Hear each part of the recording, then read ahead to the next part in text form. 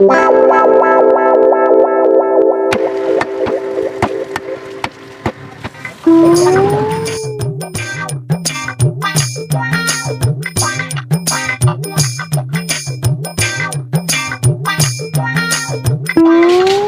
হাসা দেখি। দাদা হাসছে তো, ওই তো দাদা দাদা হাস। দাদা আমার 500 টাকা হাস দাও। তুই তাহলে দূরে যা, দূরে যা, দূরে যা, দূরে যা।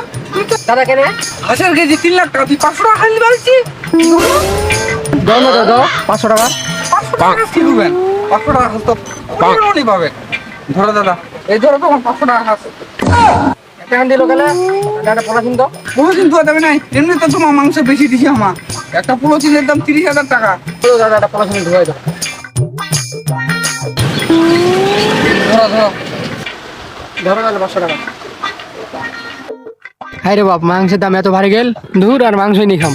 শালা দুনিয়ার টকাইলে চলাইছে মাংস কিনবে শালারা।